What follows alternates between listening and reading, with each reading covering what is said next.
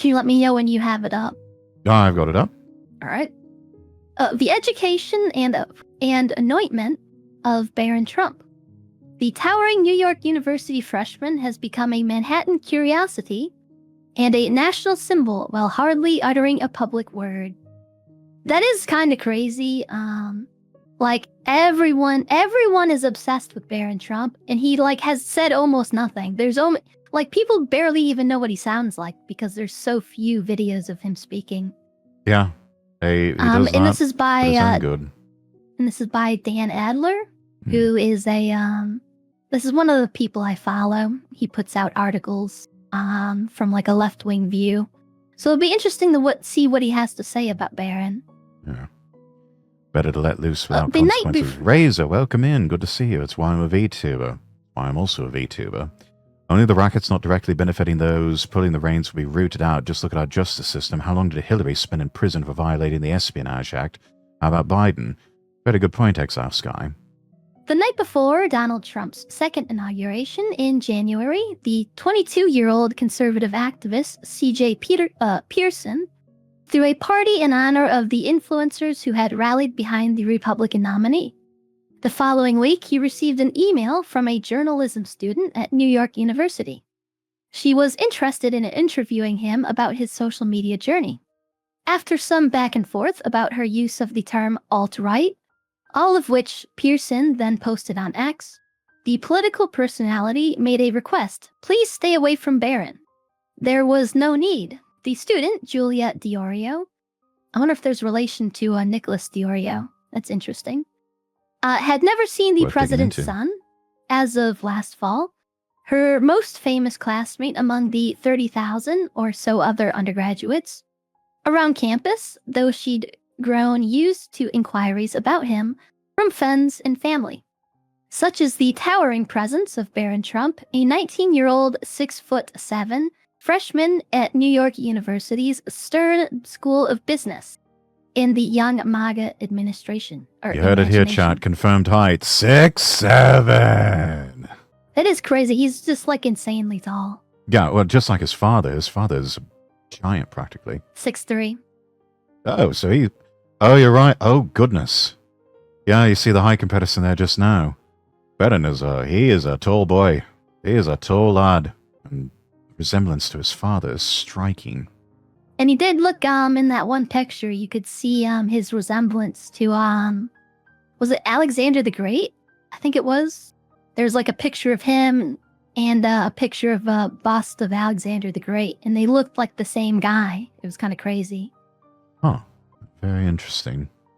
The podcasters who have dined with Barron at Mar-a-Lago rave about his swagger and romantic eligibility. The president and his aides credit him with strategic mastery as an ambassador to young online men, which is interesting because he's never actually ambassadored, he's never actually talked to anyone. Yeah, he's never really picked up that mantle officially. There is some suspicion that he plays Hearts of Iron 4, based on something Trump said, which is kind of funny. Trump said something about he plays these games with maps, and it's we know what that is. We know what that is, which is kind of funny. On social media, where his youth soccer highlights periodically circulate, he is discussed with varying degrees of irony, but nearly always in breathless terms. He does not speak publicly or operate a public social media account, which, by all appearances, has only deepened his mystique. Any view of his true place in the Trump firmament arrives in third-party glances. His mother described him to Fox News as very vocal and advising his father, and Elon Musk recounted on X how he spent Thanksgiving discussing consciousness and video games with Barron. That sounds like a very autistic discussion. Consciousness and video games. Just imagine what that looks like. Elon Musk and Barron Trump sitting at a table talking about video games. The people who would give their a year's salary just to be a fly on the wall for that conversation. I can't wait till we actually start hearing from Barron, because it's going to happen eventually. Eventually, we're going to hear from him. And that's going to be insane. It will be very interesting. Diorio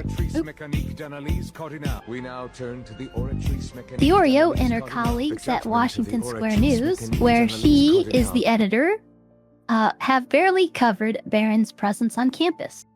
Despite his outsized profile, his campus life has proven too vaporous.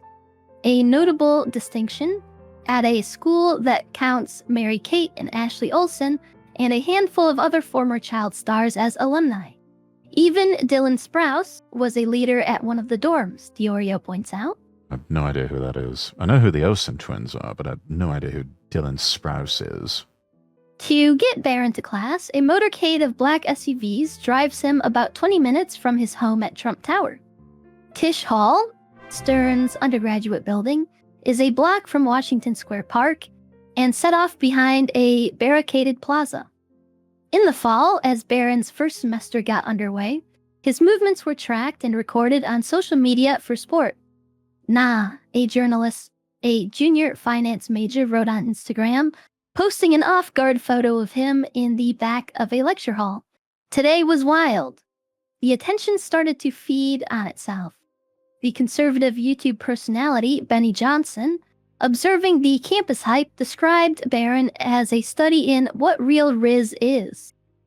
Benny Johnson's a funny man.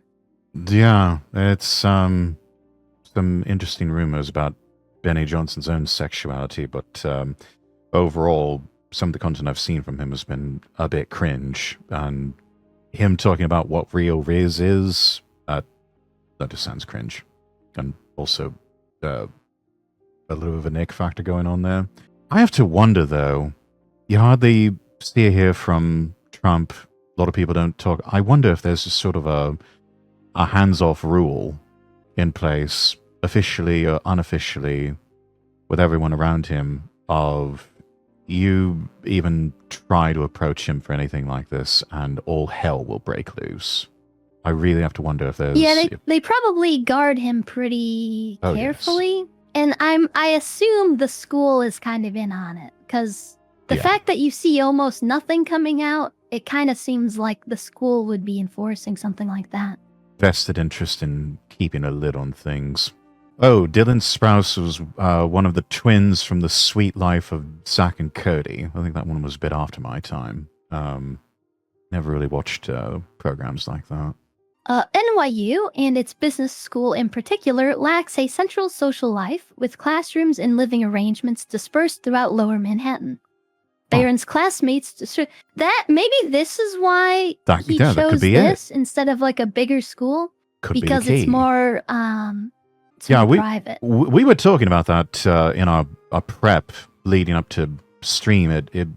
I thought it seemed a bit strange that Barron wasn't sent over to Penn and to the Wharton School. Most of his older brothers and sisters are all, most of them I think are graduates. Stonerstan, thank you for the redeem of Long Long Man. It seems like it'd be natural that they just send him to Penn, where the Wharton School is, where the president graduated from, where most of Barron's brothers and his sisters graduated from. It just, to us who were talking about it seemed strange he would pick NYU of all places, but there it is. Yeah, that would make a lot of sense. Barron's classmates describe his day-to-day comings and goings to me as limited. One remembers asking to play basketball with him. Barron seemed interested, he says, but he got the sense that with plainclothes Secret Service officers hovering, he wasn't really allowed to do stuff. That would make sense. Because he's not. Well, because it's hard to tell if they're just being protective of him, because that's what it was. It seemed like originally, because he was like a kid, right, in 2016. He was still basically just like a kid. But now it kind of seems like they're trying to like groom him to be like the Trump successor. Because like Trump Jr. sucks. He's like terrible. Yeah. Eric Don Jr. and then Eric sucks. Trump. And the daughters aren't going to do it. So it kind of seems like... Also, Barron is Melania's son. only son, I think. I think she... Yes. I don't think she had any kids before. No. So, like, it kind of seems like Barron is going to be sort of like the inheritor of the Trump name, or at least that's what they're trying to set up. So I assume that's now that he's older, he's not like a child. I assume that's why they're like staying on him like this. Kalergi, thank you for the gift sub to Jess. Looks like you've both gifted subs to each other, so enjoy. Yeah, it almost to me kind of reminds me of certain instances of household staff gone wrong with the whole Secret Service protection. Quite often, those are the sorts of people that kind of have that unique position to where they can say, no, Mr. President, no son of the president, or, no senator who might be potential president someday, you cannot go out and do this sort of thing. And if you do this stupid thing, we can't protect you, and you're going to have needlessly put your life in danger. It almost reminds me of certain cases where people have household staff, and the household staff kind of have the run of the place, and in some cases end up ordering the residents back. It's like, who really lives here? Who really owns this place? Well, in this case, it kind of seems like this would be at Trump's direction. Like Trump saying, you got to keep Barron, you got to keep him cloistered. Because like, you kind of see that, I don't really know a lot about royalty, but didn't you see that, wasn't this like common with royalty to like keep like the princes kind of like under wraps? It wouldn't surprise me. Honestly, if I had to speculate, I think a lot of this might be driven by the First Lady, because you don't see her a whole lot in public, other than the occasional bit of charity work that she does. She doesn't make a whole lot of public comments, doesn't do press conferences, any of that sort of thing. Very much a retiring sort of person who tries to stay out of the public eye as much as possible. Even before she was in the White House, it was very much that way from the time that she was dating the president to the time when, even after they got married. So I have to wonder if that's what's going on here. This is more the First Lady saying to the Secret Service, keep my son safe, keep him out of the public eye, and probably with the help of the president saying to NYU, not a word, keep everything dark, and keep the press away, and anyone even tries to put something out on social media or in the press about our son, quash it immediately, and maybe even have a couple of Secret Service members pay a visit to whoever's putting that stuff out there and make sure it never happens again. Because the Secret Service can be quite intimidating when they want to be. Rosso, welcome in. Yeah. Good to see you. We read that part. In interviews, Trump normally likes to talk about Barron in relation to TikTok, the world of podcasting, and his son's other of the moment interests. When the family was promoting a new cryptocurrency finance platform last year, Barron was touted as the company's leading visionary. But he never showed up to the live-streamed launch event, leaving the host to lament that Barron skipped making his first ever public remarks because we took too long. Kind of funny. That's a power move right there. I think that's a real power move. You don't even bother to make the statements because everybody else is just taking too long. That, to me, that's a power move. Although it's probably kind of good that Barron wasn't the face of the Trump crypto scam. Probably for the best. We know that there was a lot of rug pulling and a lot of less than savory stuff going on.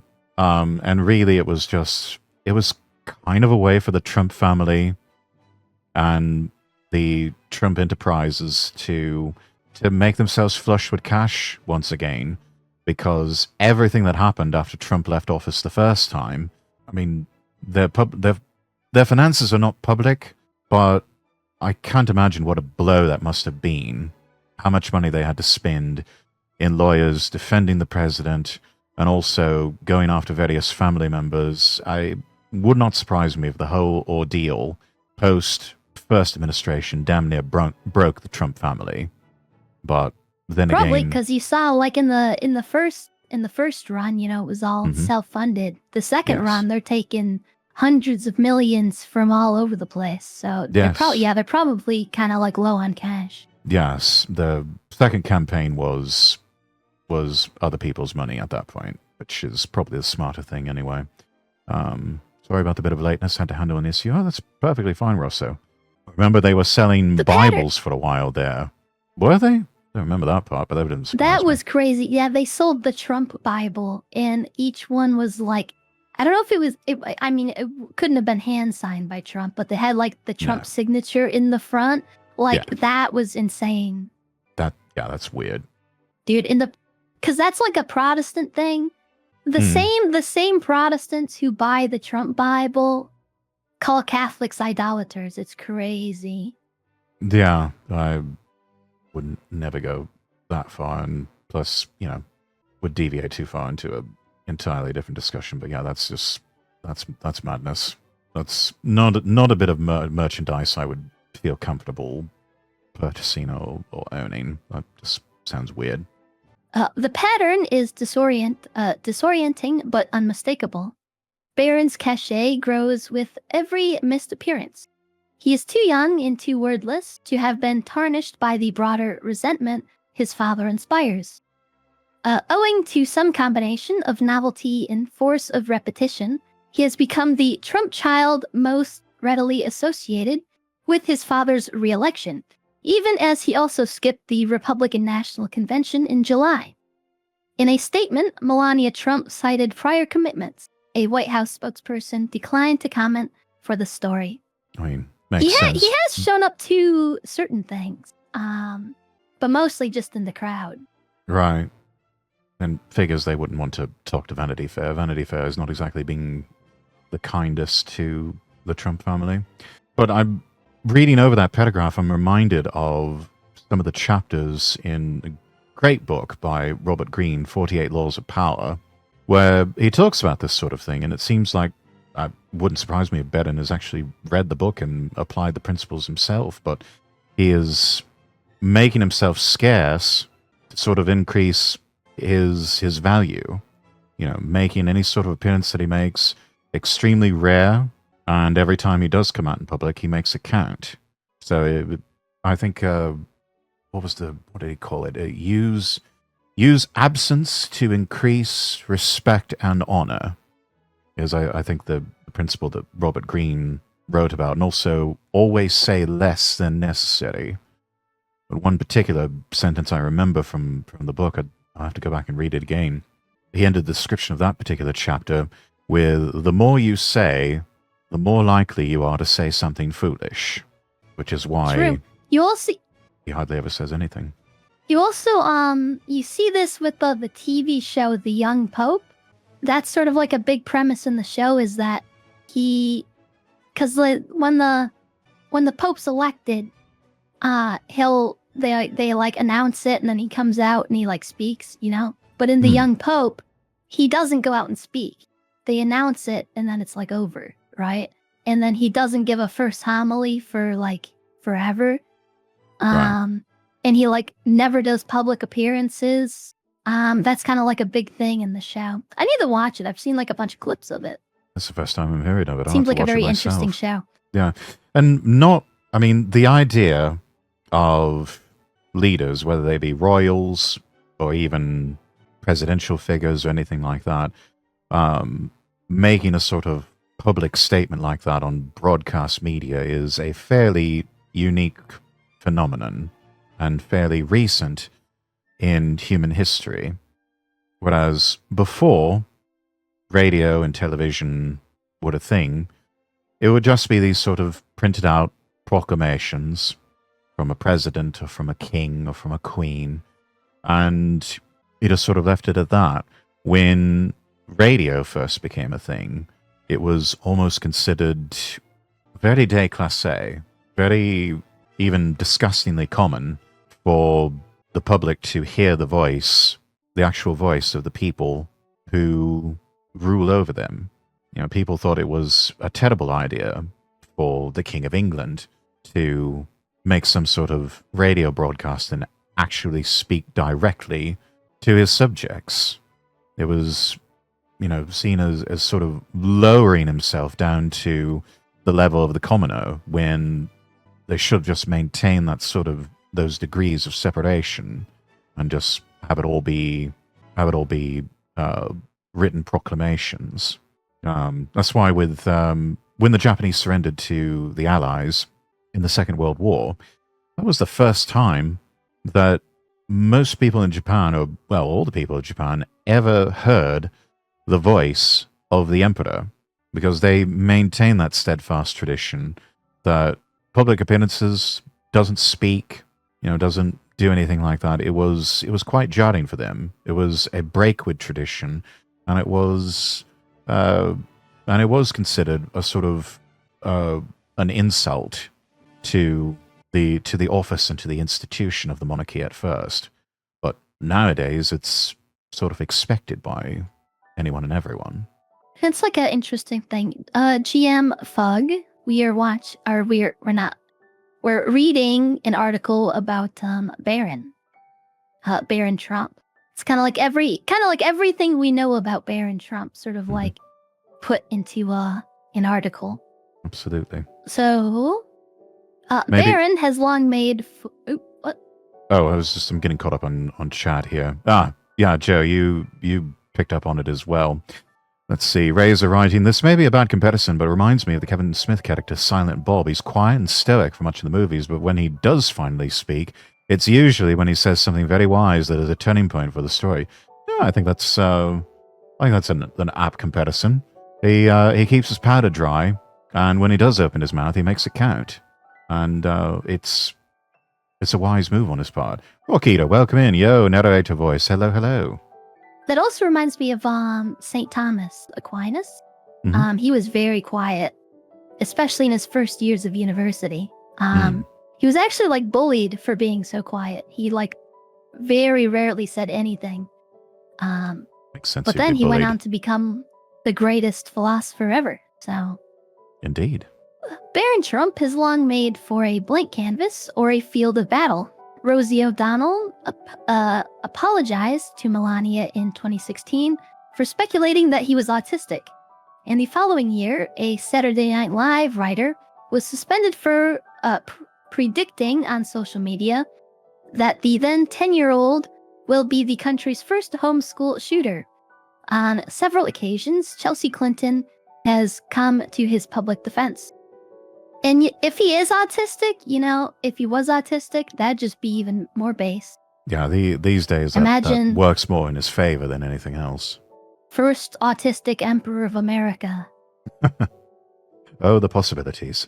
While the likes of the Bush daughters and Ella Emhoff have also served as inevitable proxies for their parents and step-parents, in the last year or so, the fervor for Barron has taken on an uncommonly dedicated dimension. His schooling has not yet surfaced anything resembling the beer pong photograph from the Obama kids' Sidwell Friends days, to say nothing of the Olsons' reported nightlife exploits during their own New York University tenure. Still, there's no shortage of effort to position him as an emblem of young American indulgence. That is something I have noticed. I feel like with the Trump children, everyone from Barron all the way up to Don Jr., Ivanka, all of them, incredibly well adjusted, at least publicly, but you never heard about them getting into any sort of trouble in their youth.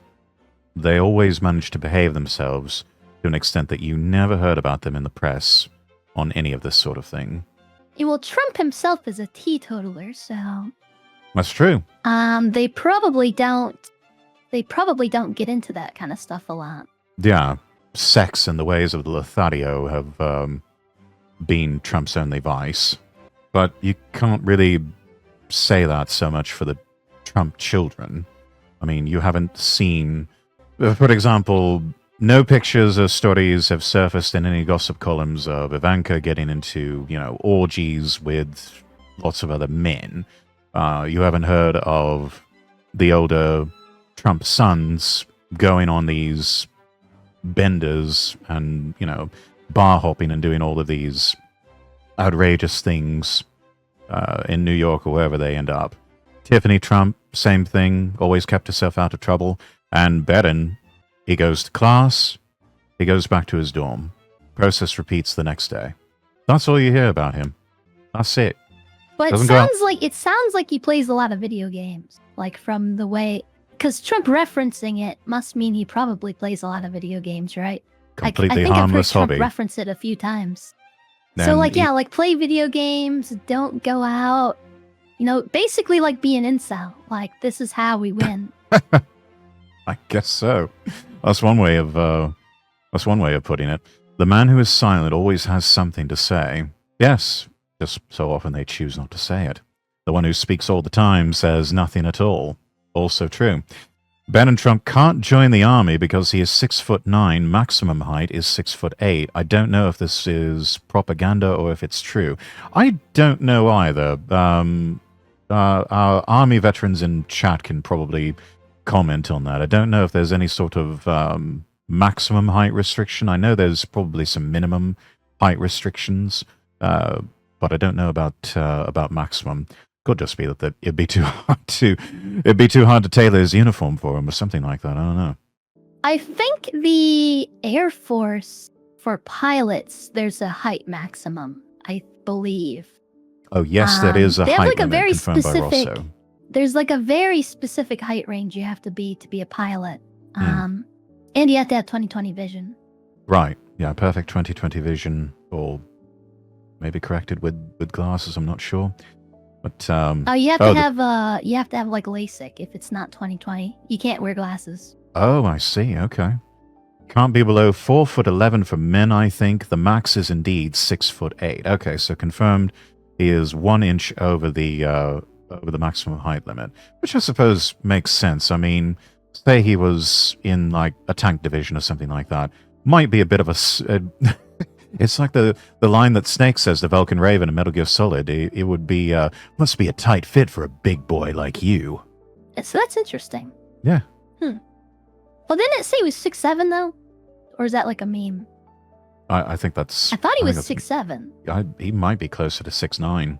The heavy gear will compress his spine by an inch. Oof, goodness. Can't imagine. 4'10" is surprisingly the smallest they will allow. Dub reference. Love Raiden. Oh, that was Snake. He is 6'9". He is, okay. Oh, there you have it then. He's got a career in the NBA if he wants it. True. That'd be crazy. That would be awesome. After TMZ reported in December that Barron's peers knew him as a low-key video game enthusiast, a source quickly emerged to tell people that he was, in fact, a ladies' man. Bro got According riz. to the report, true. According to the report, young women of all political persuasions were falling for him. Yeah, they were. Kind of like Nick. Kind of like Nick, if you think about it. No, it's a pity Nick's gay.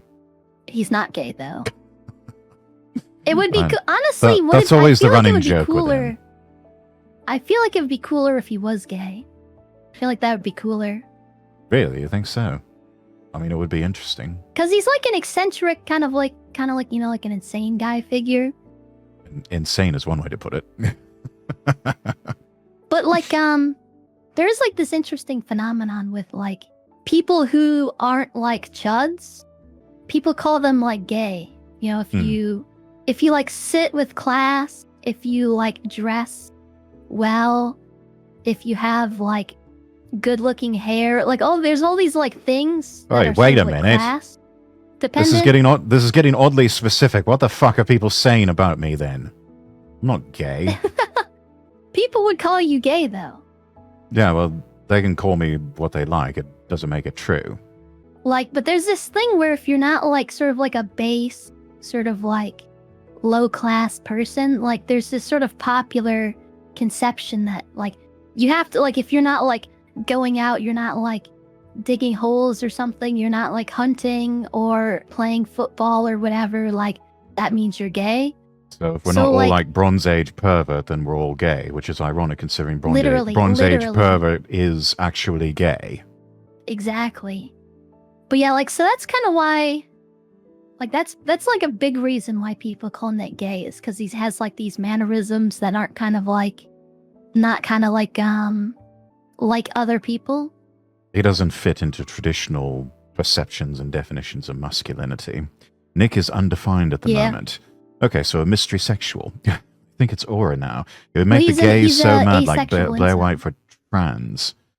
Yeah, Blair White definitely ruffles a lot of feathers and triggers a lot of people in the trans community, doesn't she? Or he. What have been your experiences with BAP? Not much experience. Actually, never really took much of an interest in a lot of the things that Bronze Age Pervert wrote and talked about. A lot of these figures that get hyped up, I tend to just take the contrarian view. It's just like probably not much to them in the first place. So don't really take an interest in that sort of thing. It's the myth of the everyman. Yeah. As though there's some sort of universal mold that everyone has to fit, when nothing could be further from the truth. What were you uh-ohing about? What's going on? You got a raid? You said Blair White. You said she. Yeah, she, he, they, it, whatever. Let's see. The subject, not, it should be said, a strictly dichotomous one, has been widely litigated, with Eric Trump describing his half-brother as the most eligible bachelor in the world, and one of Barron's classmates confirming to me that he definitely is a gamer. The Daily Mail proposed that conservative 21-year-old influencer Maria Arana, a Mexican-American NYU student who grew up in Miami, could make for a suitable future Mrs. Barron Trump. Barron Trump going after the big booty Latinas. That's crazy. Now, who does he have to go with? It's gotta be like someone crazy. It's gotta be some like crazy name. Or maybe he'll just be like the Bachelor. He'll be like the Bachelor Emperor, not having a wife. The first unmarried president. Could be. Maybe, I don't know. I'm sure we will find out in time. Barron is a man of culture. Certainly seems that way. I just thought it was very random, Arana tells me, but it's not like I was against it. A junior studying child psychology at New York University's Gallatin School of Individualized Study, Arana has never seen Barron, although she thinks she spotted his motorcade once. She describes the network of influencers on campus as loosely affiliated, with some of them traveling in some of the same circles.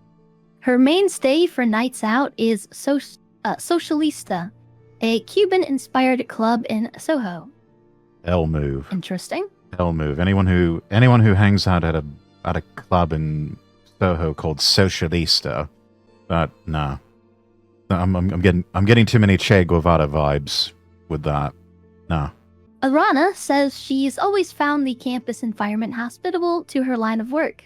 In recent months, she has also felt more secure in her politics as she's watched opposition to Trump die down. I've seen a lot of people just kind of keep it more to themselves, she says. Yeah, it is a prevailing sentiment. True, yeah. Well, because there's like, because it's kind of interesting, because under Trump, you kind of get like right-wing censorship, right? You get like censorship of sort of dissident characters in the right. Mm-hmm. But then you have sort of like an like a deregulation of sort of like centrist positions. Yeah. So, if anybody in dissident circles wants to advance their narrative, you have to adopt the Van Jones method. You have to drop the radical pose to achieve the radical ends. You have to. Well, because then if you look at it, when did all of the sort of deregulation of sort of like right-wing sort of extremist views happen? Under Biden, not under Trump. Before the election. It happened under Biden. So, and then you kind of see it kind of close back up a little bit. It hasn't happened as much as we were kind of concerned it was going to. After Trump became president. Obviously, they're trying to do like the anti-Semitism laws and things like this. Right. Fortunately, that's one of the many things that the Trump administration has failed pretty badly to achieve, which for us, that's good. They're sort of like free speech regulations. You know, the base won't wet it. Clown Thriller, thank you for the subscription with Prime. Thank you for pruning, as a certain Foxu woman says so often on her streams. It is a prevailing sentiment in the months since the president's re-election. When Trump appeared on the Joe Rogan Experience in October, the host posited that conservatism was the new punk. On the campaign trail, J.D. Vance read "Slouching Towards Bethlehem," apparently priming for another end of an era. After Trump won, Matt Gaetz boasted at a New York Republican Club gala that the victory was as cultural as it was electoral. Not a total NYU victory, is but broad. making inroads, nevertheless. I do believe we are making inroads in the culture. Otherwise, you wouldn't see the presence of even people like us tolerated on any sort of streaming platform. Yeah, I have among other noticed things. that because for a long time, basically the only dissident right-wing figure was like Nick Fuentes for a long time because he kind of had staying power after Charlottesville. The government and the different corporations started cracking down on dissident right-wing individuals, ideas, messages, blah, blah, blah. So a lot of the people kind of died out. Very few people are left. Like, I know, like, Millennial Woes is still doing stuff, but, like, he's so obscure nobody knows Right. who he is. If you weren't around back in the day, you don't know who Millennial Woes was or is. Richard Spencer is still doing stuff. Richard Spencer again, was always he's, like, controlled now- opposition. Well, he's not controlled opposition. He's just like a very interesting character. He didn't have. I feel like he didn't have sort of the leadership capacity. He's more of like a artist. Because like if you listen to what he says, he's an artist first and a politician second. Like this is how he describes himself. So now he's starting sort of like a religious cult, worshiping Apollo, which is like kind of a funny thing to watch. Seems like a lol-cow move. It's like, I don't know, he's just like a eccentric philosopher type. And I don't know, I do kind of like him. He's a very interesting guy. I mean, he certainly sounds interesting. He certainly has the diction of being an intellectual. He's just always been someone who has struck me as someone who uses a lot of fancy words to say very little or nothing at all. That's always been my interpretation. And I've never really trusted people like him who have taken money from various sources and then never paid it back, kind of just took the money and ran and, goes from one project to another and can't really keep anything consistent for very long. Ninon, welcome in. Good to see you. People like Lawrence Southern, Milo, and Rebel News all basically disappeared at that time. Yeah, funny how a lot of that happened.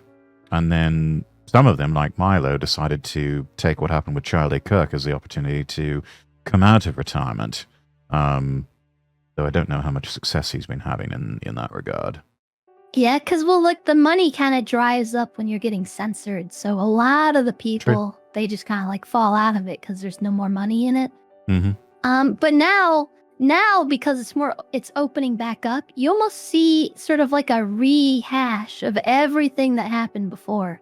Yeah. There's, big controversy with the women being around, and there's the, optics versus, being optical versus not being optical.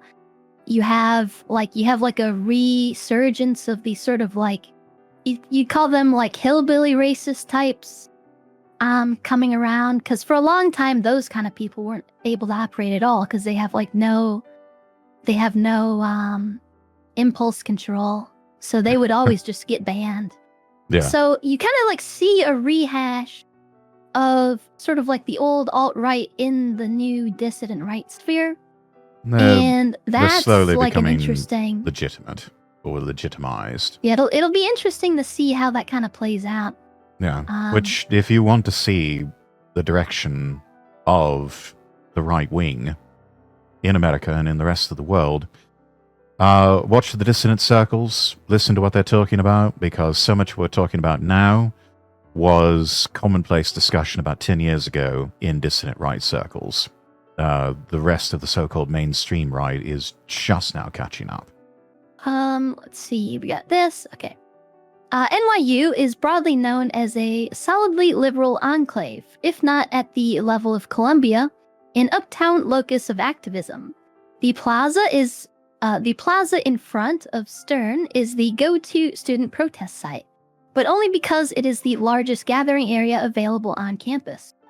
The business school's reputation has more to do with its competitiveness. The Stern curve is a reliable cliche. Than it does. Did I read that right? The business school's reputation has more to do with its competitiveness. The Stern curve is a reliable cliche. Than it does any political leaning, even if the finance aspect gives it some right-of-center air. In January, New York University suspended about a dozen anti-Israel protesters, leading to the Fox News headline, "Elite University attended by Trump's son cracks down on left-wing student agitators." It's probably true that they were left-wing. It's like annoying that they always frame anti-Zionism as left-wing. Well, it's Fox News trying to feed red meat to its audience. Yeah. It's impossible to have a conversation with Zionists. They just go like, "Oh, so you're like a Democrat. You don't like Israel, so you're like a Democrat, basically." Yeah, it's kind of a grog light switch brain. But it's not just with that. Especially as of late with the war breaking out with Iran, I've seen an uptick in a lot of people who are very much anti-Zionist or even anti-Israel just absolutely crashing out over all this. Which I hate to sound like one of those cringe more both sides type people, but it's like, really, everybody, breathe, chill out. No good can come from getting so overly emotional and crashing out publicly like this, to where it's like what a lot of psychologists will tell you. It's like, you don't make the best decisions when you're angry or when you're overly emotional. Now more than ever, we need cooler heads to prevail, because those are the ones that can take a step back, take the 50,000-foot view, and make more reliable analysis of what's going on, and be able to differentiate between the good and the bad in the world, and make those more. Now more than ever, we need more of those nuanced takes.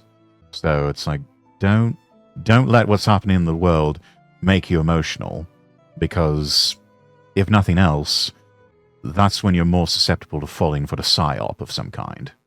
Just keep that in mind. Yeah, this seems to be Asmongold's problem, because I was looking into Asmongold's takes on the Iran stuff. He's like, he's like solidly in the Iran war is good for America camp, and I was trying to figure out why, because I had someone in my chat saying he's obviously being paid to push the government line, but I didn't think that was the case, because the pattern of like what paid influencers look like, he doesn't really seem to fit it, especially with the way he talks about like Nick, because people who are getting paid, they're always hating Nick as like a prerequisite for being paid. So the fact that he doesn't was interesting to me, and it kind of seems like he's just very emotional and doesn't really have a very good grasp on the actual facts. Like, well, even Asmon admits he's going off the vibes. He was like repeating the 30,000 protester thing. Like, Iran killed 30,000 protesters. It's like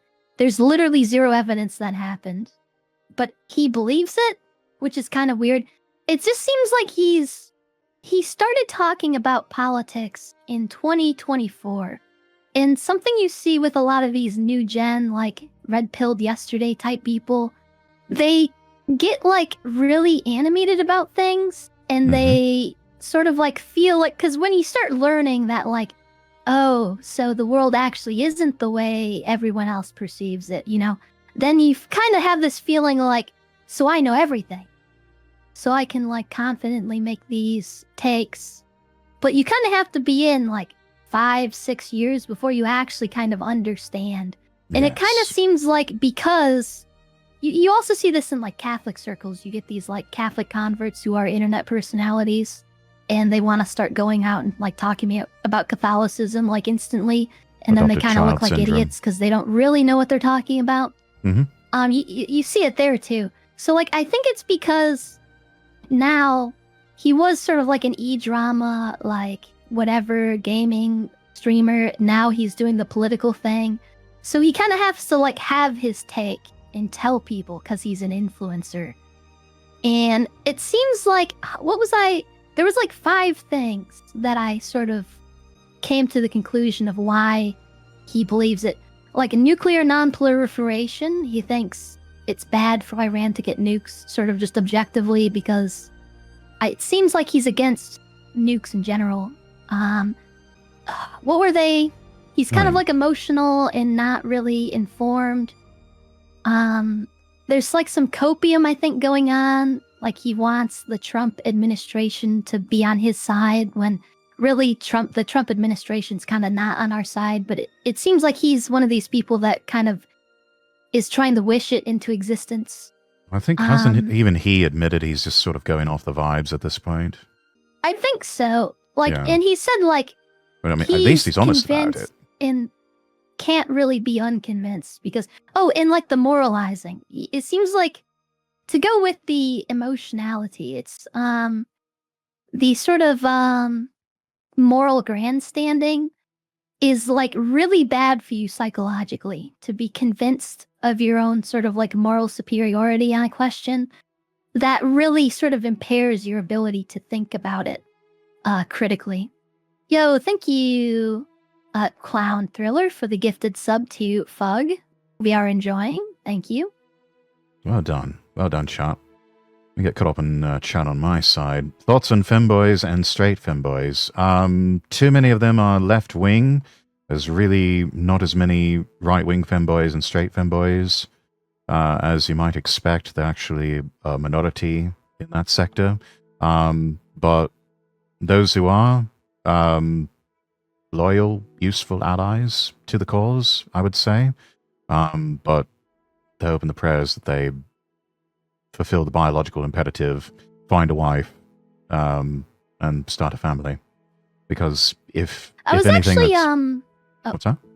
I was actually looking into the what Catholic theology would say about being a femboy, and it seems like the answer is you can't be a femboy and be a Catholic. Even Most like a straight femboy. Yeah, even if you're no matter Catholic, Protestant, Orthodox, fairly clear. It's they make that fairly clear. Being femboy is kind of a no-no, but whatever. Let's see. More of a black and white viewpoint that goes nowhere. Not anti-Semitic, but Zionist or annoying. Israel has the right to exist and defend itself, but also feel like Israel needs to stop being dependent on America. Yes, they do get. Excuse me. They do get a lot of foreign aid from America for a developed country that they can stand on their own 2 feet, and they do need to learn to start fighting their own wars and stop being so dependent on the United States and everyone else. Makes sense they keep everyone uneasy so we don't make any of the correct decisions. That's because Oswald's already rich, doesn't care about getting more money. I annoy people when I say America wasn't founded as a Christian nation, but as a free nation in direct opposition to the rule of the Crown and the Church of England. Somewhat accurate, I would say. I would say it's still founded as a Christian nation, just not being very specific as to what type of Christian nation. Ironically, I'm writing a straight femboy character as a supporting character for my light novel, lol. Oh, interesting. Very interesting. Is it somewhere in the scripture where it states femboys? People back in biblical times, I don't think they had any sort of concept of femboys per se, but there is actually. Okay. Well, shows what I know. In the law, it was a violation of the law for a man to dress as a woman or a woman to dress as a man. Okay, and I believe the reason, like the primary reason why that was in there, because the laws, the laws were given for multiple different reasons. There's like multiple different levels of analysis. But one of the big things is to curb the association with boy prostitutes, because at the pagan temples, right, there would be lots of temple prostitution. So you would have the girls there, but you would also have boys there dressed as girls to be boy prostitutes. And so I believe the primary reason that is given or maybe that's given, but why that law was given was because the Israelites were not supposed to have any resemblance to like any of these sort of degenerate pagan practices, and therefore they were not allowed to cross-dress.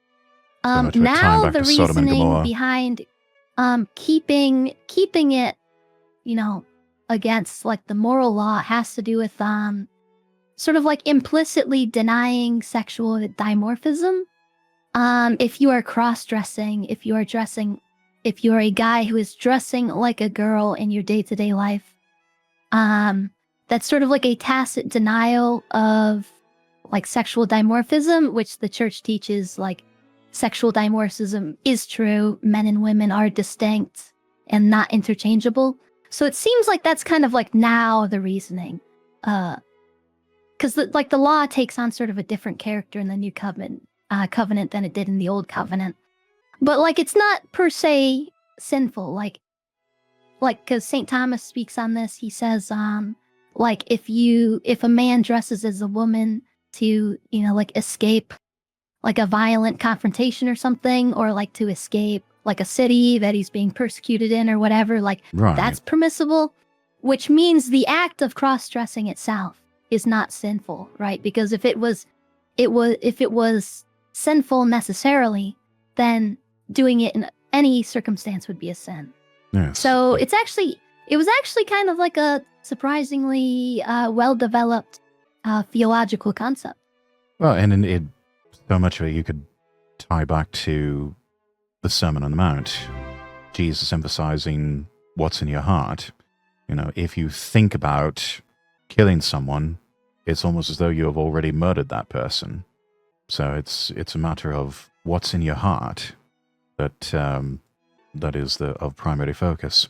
Oh, your boy Ash, thank you for the tier 1 subscription over on Twitch. Thank you so much. Where were we here? Yeah. Right here. Walker is mildly bothered by the frenzy around Barron, arguing that he deserves a more normal college experience. She recalls a joking remark from one of her professors that he doesn't really belong here. Interesting. He does belong there. As a general matter, she understands why Barron has been so readily elevated by his peers, but even with a crop of new right-wing culture warriors beginning to emerge, the foremost celebrity in Walker's mind has remained Lana Del Rey. She's not sure that anyone has yet arrived as a mainstream face for the rearrangement she has been feeling at school. Somebody in the hair and makeup trailer, Timothy Chalamet remembered, they should play this podcast, which is how I discovered it. Okay, what is this? That's an interesting turn of phrase. Mainstream face of the rearrangement that she's been feeling at school. I wonder what sort of rearrangement that. Well, it was where she explained above that like the left-wing people are kind of like being more quiet, and the right-wing people are talking a bit more. But there's not really like at the school. I guess she's saying there's not like, oh, where's the right-wing guy? That's the right-wing guy over there.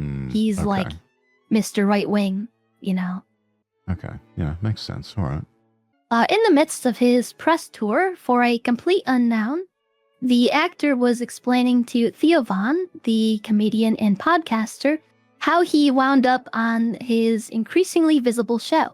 Von, who has described himself as feeling like a secretary sometimes for Joe Rogan, is one of the leading personalities in the loose media space, characterized by its free-ranging and lengthy interview style that became a focal point of Trump's campaign last year. Actually, I think we're gonna get into what's this one saying? In this ecosystem, Barron is often understood as a behind-the-scenes operator, as well as an inspirational figure. His coming of age has coincided with the rise of a corner of pop culture into which the president has slotted naturally. He knows you very well, Trump said during his own appearance on this past week with Theo Von. He said, "Dad, he's big." True. So, like, this seems to be sort of like the Barron, like when they say Barron's sort of the ambassador for like young men, this seems to be what they're talking about. Is he certainly has his finger on the pulse. He kind of gets it. What's hot and what's not. And yeah, this is what younger generations go in for. I mean, speaking as someone who spent 10 years in radio broadcasting, I can tell you there's certain competitive advantages that podcasting has that radio can never hope to try to compete with. There's so much regulations with radio in terms of what you can say, what you can't say. They've got hard breaks and lots of commercial breaks to where an hour of programming really only equates to about 35 minutes after you take out all the commercials and all of the news, weather, travel segments. The much more free-flowing format of a podcast, they're not constrained by any sort of time limits, or if they do have time limits, they're very soft time limits. They don't have to worry about having to hit the brakes on a conversation to go to a commercial break all the time. They can just insert those in post-production later, and they're not restricted for the most part on what they can and cannot talk about. You just have to mark it as explicit language or not accordingly. But yeah, there's much more freedom in podcasting, and it's also the thing that more young people are listening to, whereas with traditional broadcast radio and even what remains of, say, satellite radio with Sirius XM, all of that is suffering, I think, from a Woolworths effect, where it's only the older generations that are listening to that sort of thing. You know, old, aging boomers are still listening to right-wing talk radio long after the death of Rush Limbaugh, and it's slowly going to go away as more of the audience just dies out from old age. Whereas podcasting, that's the young generation's game. That's their thing now, and it's a good thing too, because, you know, as I alluded to, you can do so many more things with podcasting that that you can't do with the old formats. Yeah, and you also get the I call it the appearance of authenticity, right? And I've spoken on this before. I've kind of like developed this idea. People in general, like, at least currently, there's this really big focus on the appearance of authenticity. Not necessarily authenticity itself, but sort of like appearing authentic, which podcasting's really good for. I've spoken about this in sort of like the dating context, right?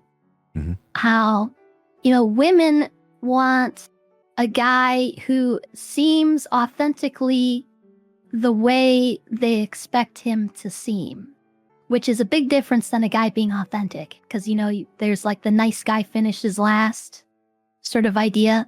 Like, right. And you get the same thing in the media. Like, people want media that seems authentic, not necessarily that is authentic. It just has to seem authentic. Because a good example is Brett Cooper, right? How did Brett Cooper come up?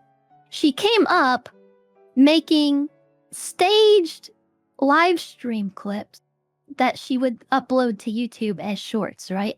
She wasn't a live streamer. She had a fake live streaming set where she would make clips consciously, have them be cut up like clips from a live stream, and then put out on the internet. But she was never a live streamer, right? But like, that's what people want. People want to find things that look authentically the way they want them to be. And so that's kind of what like the podcasting kind of is. Like, whether it is authentic or not, like, doesn't really matter. It seems authentic, which is what people are looking for. Yeah, authenticity was one of those big things that was really focused on heavily with millennials, starting with the millennial generation. A lot of talk about wanting authenticity, but yeah, as you alluded to, it's so much of what we got was not really authentic per se. It was more the veneer of authenticity, or I guess truthiness, as one person put it. It seems like it's authentic, even though it's not.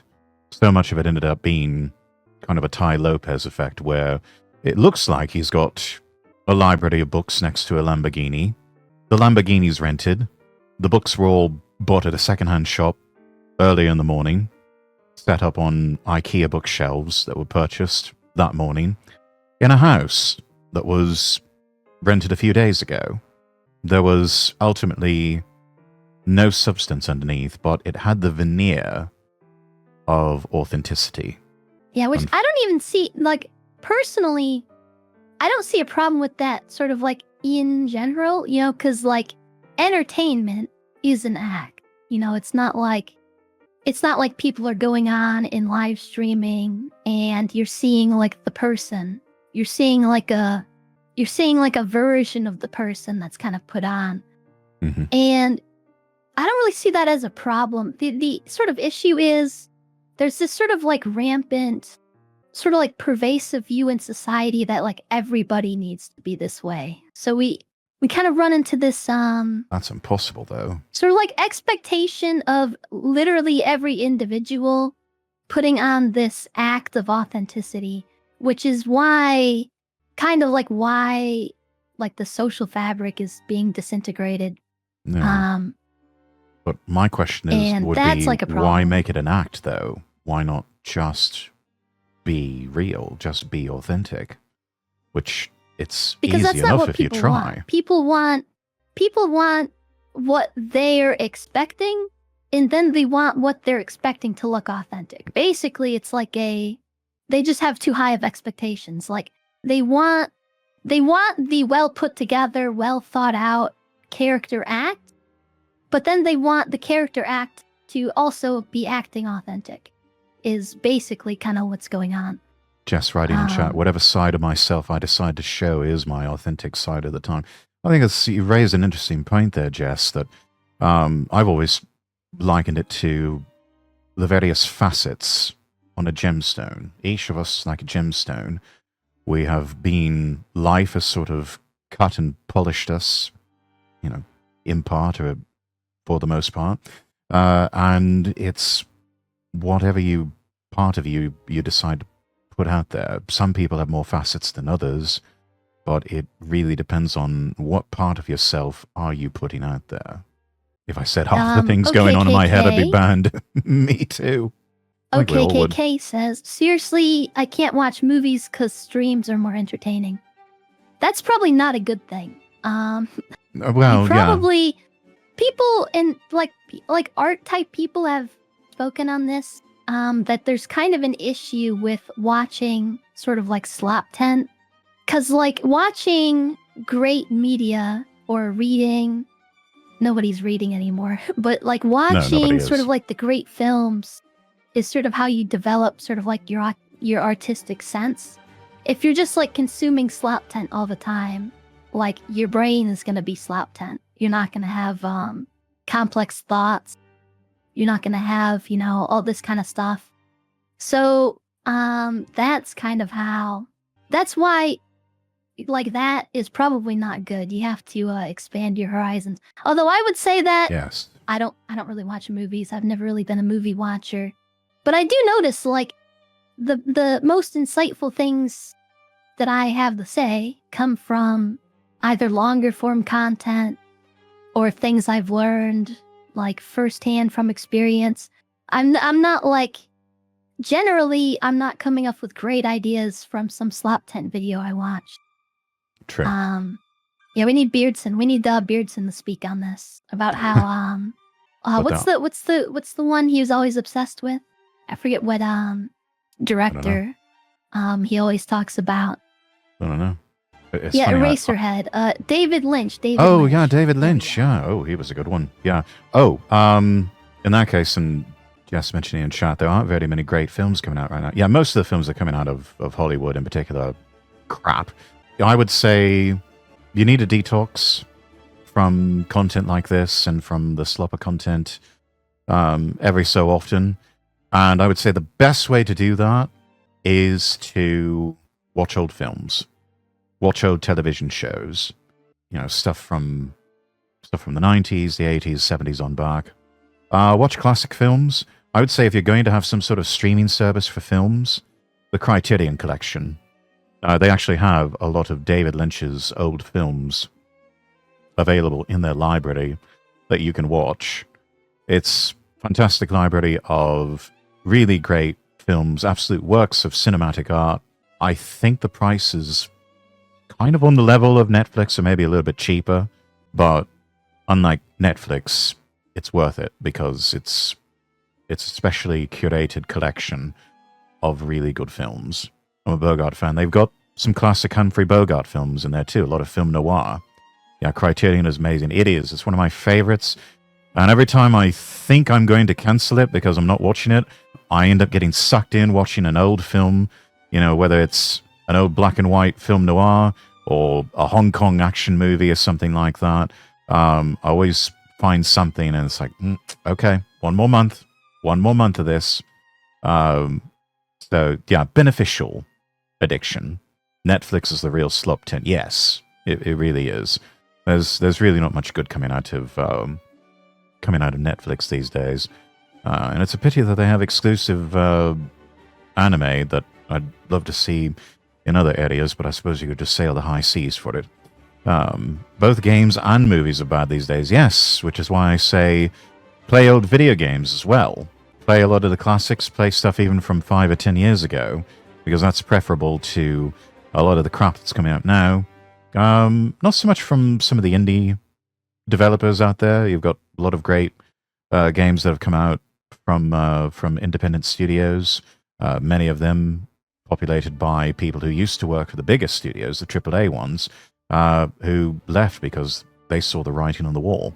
And I would say also, whilst the sites are still active, go out and download as many ROMs as you can for old video games, get emulators for all of the old consoles, and play them that way, because that stuff's disappearing from the internet rather quickly, or at least becoming harder to find. So yeah, play old video games, watch old films, watch old television shows, because it's all a damn sight better than any of the slop and crap that's come out in recent years. A huge website for ROMs is shutting down like these days. Yes, I heard about that. Thank you, Neff, for the raid. 17 viewers. Welcome in, Raiders. We are appreciating. Kokichi says, heard loud and clear, Kairu, closing stream to watch David Lynch. It's funny. Enjoy a race ahead. Who else do we have? Let's see who came in. GM Neff. Neff is here. We love Neffits. Neffits is a streamer. He usually streams at during the evening. I do like the morning thing. He does the evening thing. That's fun. Oh, do we detour to check out this? What is this? That's amazing. Omi, I'll send this to you. Okay. There's some amazing emulator handhelds that run Atari someone has all the way to PS2, Xbox, the other games. Absolutely. Yeah, it's not just the not just the ones that you can find on Steam, though those are fairly decent, I would say. Let's see. I sent you a link on Discord. Okay, let's check it out. Oh, kick clip from recent stream with Leaflet. Let's pull that up. I mean that because again, it could be taken different ways, right? Historically, currently, like there's a lot of ways that you could there's a lot of things that Hitler did in his life, right? Is every single thing that he did wrong? Obviously not. Okay, 14 seconds What the? 14 seconds to say Hitler was a human being like all the rest of us, which indeed he was. Kind of funny. He did lots of bad things, and I guess he was a somewhat decent painter. Like being a vegetarian. Yeah, don't be a vegetarian, chat. Don't trust anybody who's a vegetarian or vegan. And liking dogs and putting forth animal rights legislation. Evil man. Even a broken clock is right twice a day, I think, is the main point we can grab from all of this. It is kind of interesting. Like the biggest takeaway from sort of like the sort of Hitler thing is, if you look at the way it's treated, they've usurped the role of Satan in society and replaced it with Hitler. If you've kind of noticed the way, because like the boomer, like evangelical Protestant types, you know, what would they say about anything that's bad? That's satanic. Oh, I don't like that. That's satanic. Now it's, oh, that's like Hitler. That's like the Nazis. And like, that's a very particular thing that has been done that needs to be undone. We need to take Hitler out of the, you know, the hyperbolic throne of hell and put Satan back in it. That's like a very important thing that needs to happen. That's what a lot of this like anti-Semitism stuff, like the highbrow, quote unquote anti-Semitism stuff. That's really not even anti-Semitism, but that's how it's portrayed. That's like what it's about. It's about taking Hitler off the throne of hell and putting Satan, you know, back in his place. Right. It's all just become so hyperbolic, and I think that more than at least for me, that's what's been so off-putting about it all.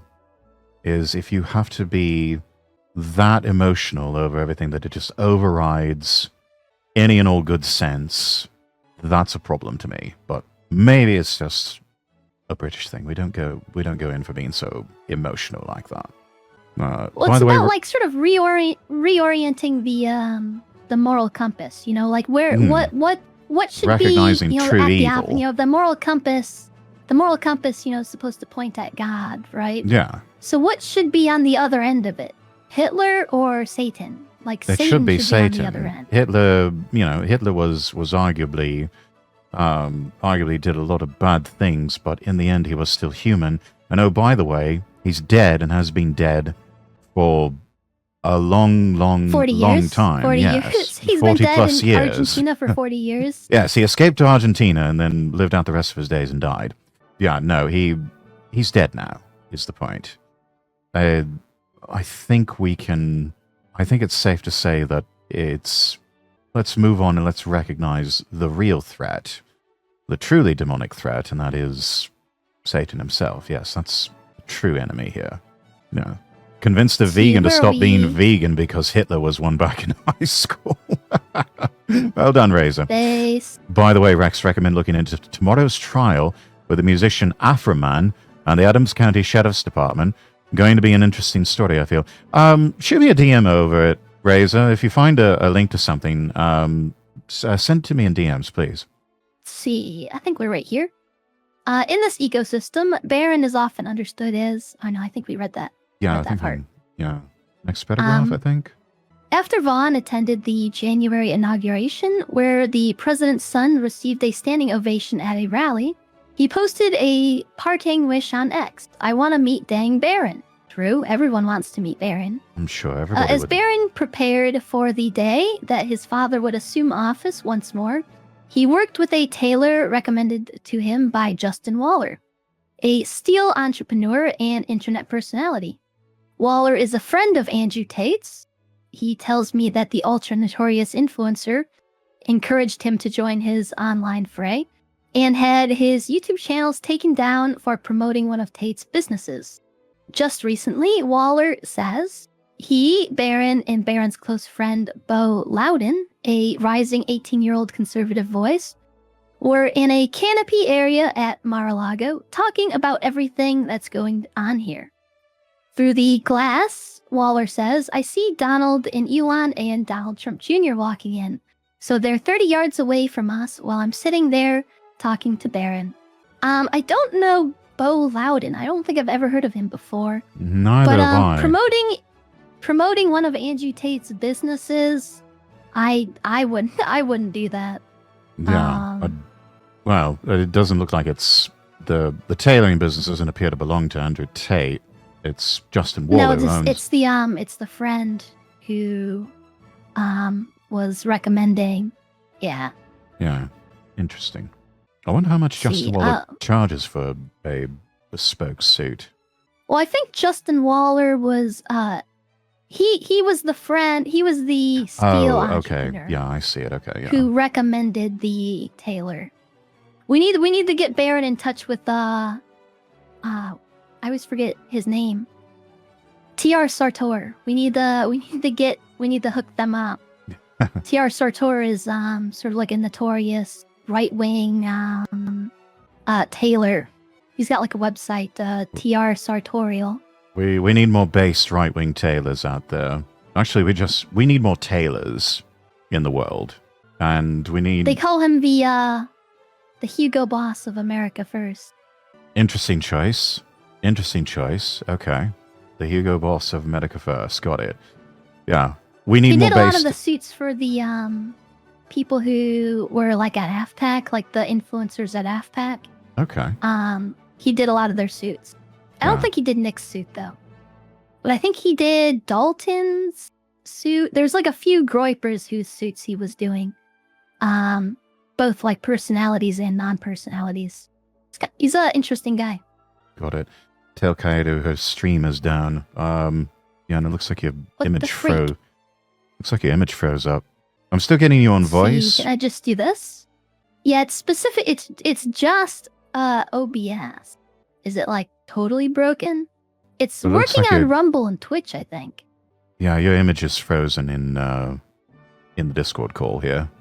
Man, is OBS just like crashing? Possibly. Oh, do I have to restart OBS? That's gonna be such a pain. I think I have to. It's just like frozen. Yeah. Can I do?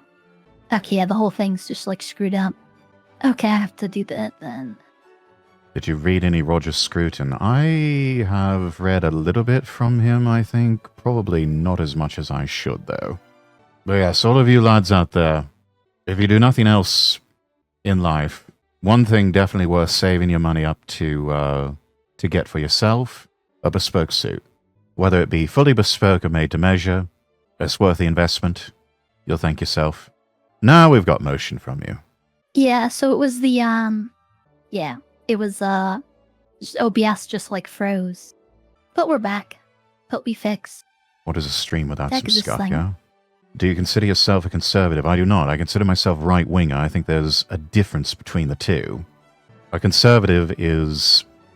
I often regard them as liberals going the speed limit.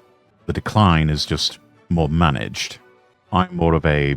someone firmly in the right-wing camp who does not believe in managed decline. I believe in reversing the decline and doing anything and everything we have to enter a new era of prosperity and security.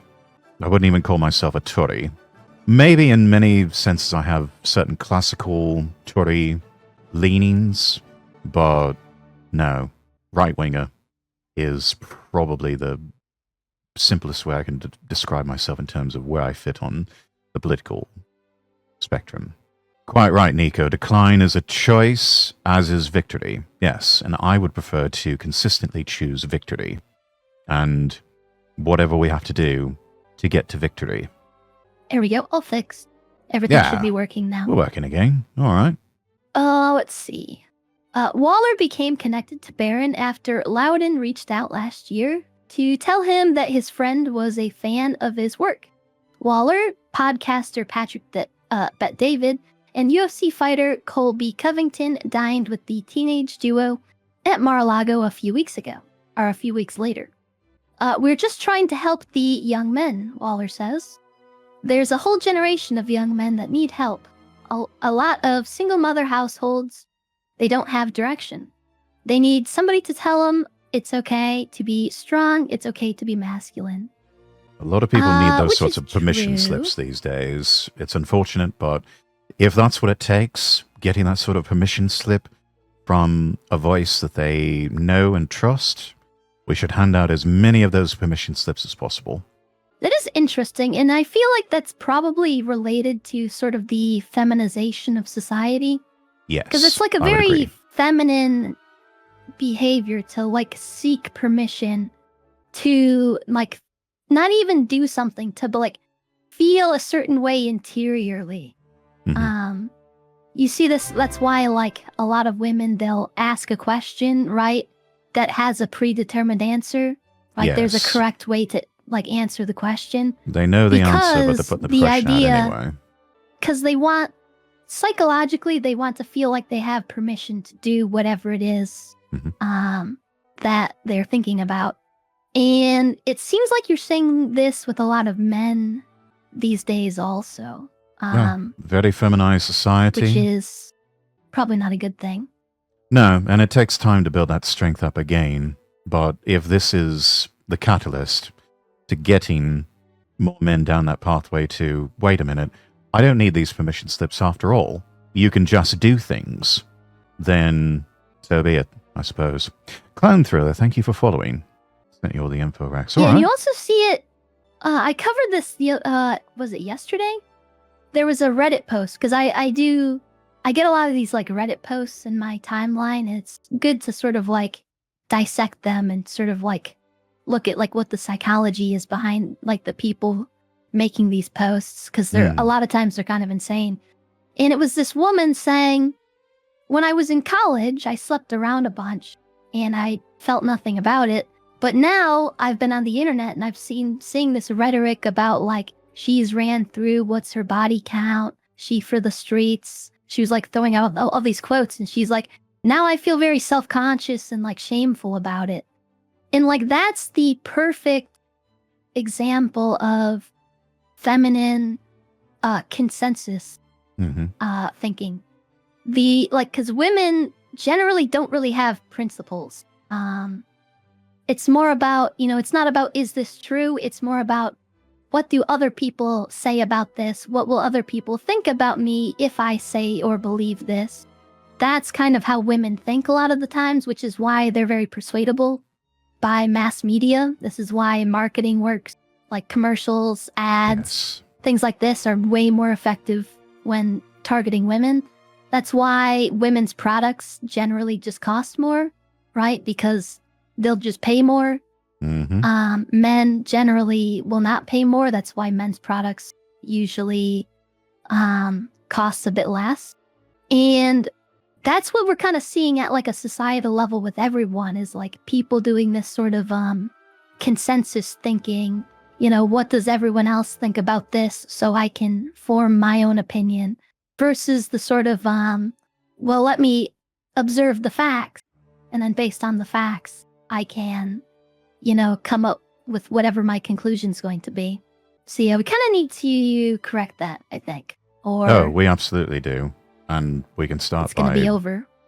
One thing we can do is get as many women out of politics as possible.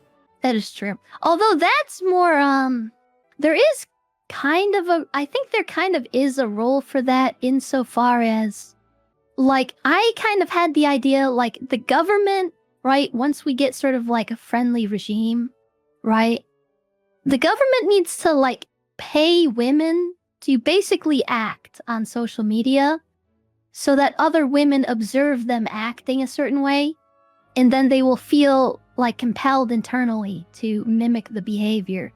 Basically form a false consensus to then like force the consensus that you want. Because women are susceptible to mass marketing. Basically mass market whatever you want them to believe, right? I don't know if we can because wait men, for the government to do it's that, not though. Yeah, I mean, that's sort of like a long-term goal. But basically, like, you just need to push the messaging really hard. And you will kind of fix the female problem.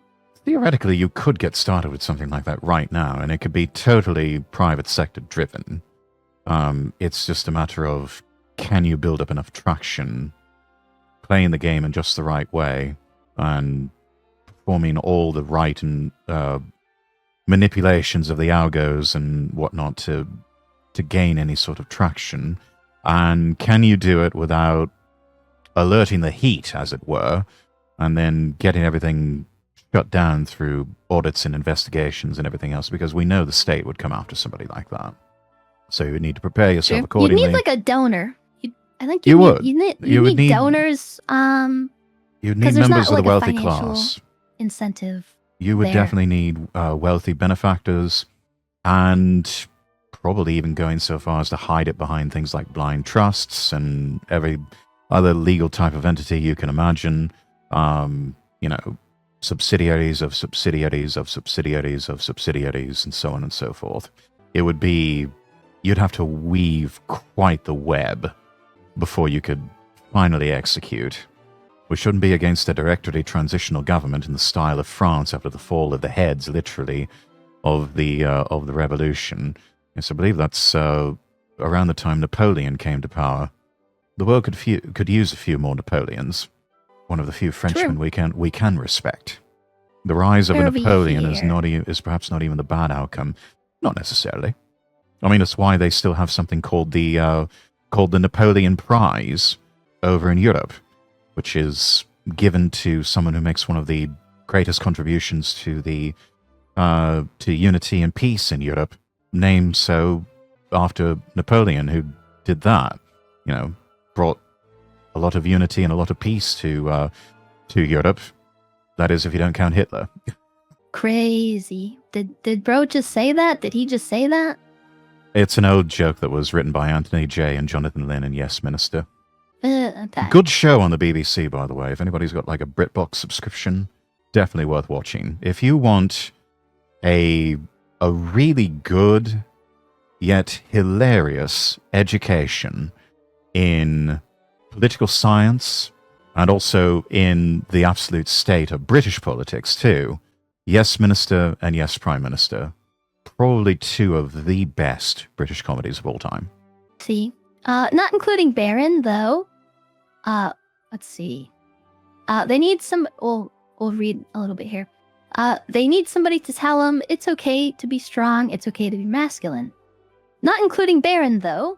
Waller describes him as the kind of guy that can start a business, that can go public, but he also can sit down and drink a beer with the individual that's running his manufacturing facility. He gets that from his father. Newsweek recently reported, probably, yeah. Although he probably doesn't drink. No, he does not. Newsweek recently reported that Barron and his friend from his Palm Beach prep school, along with the cousin of a Republican congressman from Idaho, were planning to start a luxury real estate firm. One of Barron's partners said that the company had been dissolved shortly after the election to avoid media coverage, but that it would be relaunched in the spring. In the following days, he doubled back and said it wasn't happening at all. No further business ventures have been announced yet. Barron's not due to graduate until 2028, when his father's term will have nearly ended. Smart. So yeah, I mean, it kind of makes sense they wouldn't have him start like a business right now. Yeah. Let him finish that school. Just like avoid a lot of problems. Father make his exit, and then he can go off and just do whatever.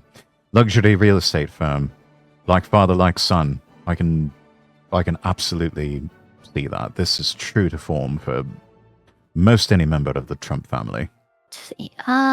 Couple of weeks after Trump returned to office, as the spring semester was beginning, Barron appeared at NYU in a cream sweater and black Adidas sneakers. Alongside a fresh set of paparazzi photos, the New York Post announced that the big man on campus is back. Literally, his reputation he's a tall lad. the big man, the 6'9" man. Mm-hmm. His reputation was growing in concert with his father's reemergence as the daily center of political and cultural life. Tate and his brother Tristan recently arrived in Florida from Romania, where they are facing human trafficking charges, which they deny. Andrew had previously boasted to reporters about his proximity. In the aftermath of the Trump assassination attempt in July, he said he had been a confidant to the first son. Interesting. I wonder if that's true. I wonder. He could just be lying. I don't believe that. Until I see further proof, I'm just gonna have to press X to doubt on that. Yeah, I have a feeling that Andrew Tate is not talking to Barron Trump. Yeah, no. I'm very close with the Trump family, Tate said. I know them well, and I spoke to Barron after the incident. I look forward to, once I'm free, being with Donald Trump in person and reminding him that he's a bulletproof badass. It sounds like he, I just don't believe what could he even be talking about? He could just be making the whole thing up. Yeah, I don't believe him. Or maybe he met them one time, and now this is I'm basically best friends with Donald Trump if you think about it. All bluster and boasting. It's kind of crazy. The broad social media constellation to which Tate belongs is best if overgenerally known as the manosphere. Cultural diagnoses of Trump's victory have in large part located it around this center of power, and the extent to which the president has drawn from it. Tate has for several years represented an outer limit to the milieu. its most extreme, vile, and popular edge. His return to the U.S. presented a possible fault line for conservative personalities. Florida Governor Ron DeSantis said the brothers weren't welcome in the state. UFC CEO Dana White, how do you pronounce that? I forget. It's Dana White, yeah. Dana, yeah. Dana White embraced them at a fight in Las Vegas, saying, "Welcome to the state, boys." Now there's when a Chad Trump move. was asked in the true. No, you don't. I'm go kind of out and surprised say, because Dana "Oh, you're White not welcome is like in this in state." with Trump. Yeah, but I mean, Dana White's kind of in with Trump. It's a which cuck is, move to you would say think someone's. He would be. It's a cuck move to say that someone's not welcome in a city or a state or something like that. That's something that leftists and Democrats do. And it's stupid because they don't really have the power to keep an individual from coming in or staying in a certain area like that. It's because, Ron DeSantis is a Zionist, right? So, that's why he was saying it. That's probably a governing factor, but it's just, overall, it's a cuck move to say X person is not welcome here. The Chad move is to do like Dana White and just say, welcome in. If your money is green, you've got just as much right to be here as anyone else. Just don't cause trouble. True. When Trump was asked in the Oval Office if his administration had lobbied Romania for the Tate's release, he said, "I know nothing about that." It kind of seems like they did. Yeah, never believe anything until it's been officially denied. Based on the way Tate kind of acts, because I don't think he came out against Shady Vance, did he? Oh, I have no idea. I don't think he did. And he's been very pro-Trump, and I think he wasn't on the don't vote for Trump thing, which admittedly a lot of people weren't. But it does kind of seem like maybe he kind of owes the Trump administration for getting him out of there. I know that was speculated that there was Trump involvement in Tate kind of getting away with his stuff in Romania. I don't know how much confirmation there's been on that. Don't know, but it wouldn't surprise me. One afternoon in February, shortly after a version of this story was published online, AF Post, a fledgling far-right media outlet dedicated to an America First mission, circulated a comment Kaya Walker had made to me alongside a photograph of her at the College Republicans booth at a campus club event. For this audience, the notion that a young woman had described Barron as an oddity on campus set off an instant tirade.